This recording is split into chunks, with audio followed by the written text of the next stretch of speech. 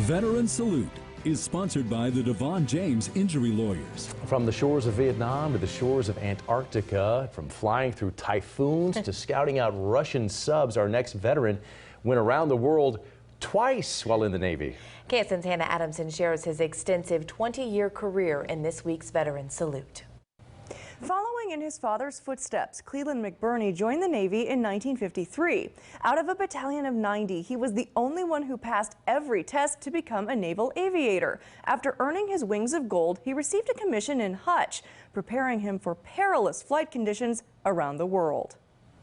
My last hour entry, I had flown right at 5,000 flight hours during my career in the Navy. During his first assignment, 90-year-old Navy veteran Cleland McBurney would fly reconnaissance missions out of Guam, tracking typhoons by flying into the eye of the storm. Trying to go through a crosswind with a large airplane 500 feet off the water, it literally shook the bolts out of the airplane trying to go through it. Once you got inside, it was like a calm.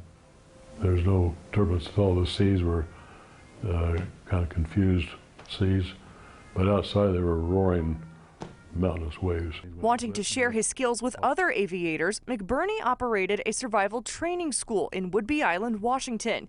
He would also go through survival training himself in Singapore and the Arctic, preparing him for the Antarctic as part of Operation Deep Freeze. I became a ground control radar operator, and they put me in charge of the ice runway. I was the officer in charge of all the flights coming down from New Zealand, bringing in personnel and all the cargo. McBurney working in some of the harshest conditions known to man. The sun set for the last time in the first part of April, and we went into darkness for about 6 months, and it was minus 62 degrees. From the Antarctic to the tropics, McBurney would once again take to the skies with an anti-submarine squadron during the Cuban Missile Crisis. We had a 200-mile range with an antenna that could pick up a periscope 40 miles away. Gorbachev was pulling out his nuclear missiles out of Cuba, and one of them was a nuclear-capable submarine that we detected and tracked for a while. With his experience in the air and in air traffic control,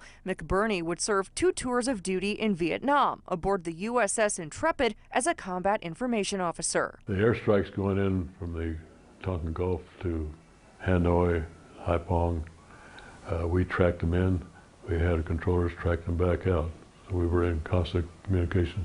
We were the air traffic control to the ship. In 1972, McBurney would retire after serving 20 years in the Navy, a career that took him around the world, not once, but twice. Everywhere I went, I learned something new. If anyone would want a question about serving in the military, I think that would be a great way of getting an orientation in your life's career.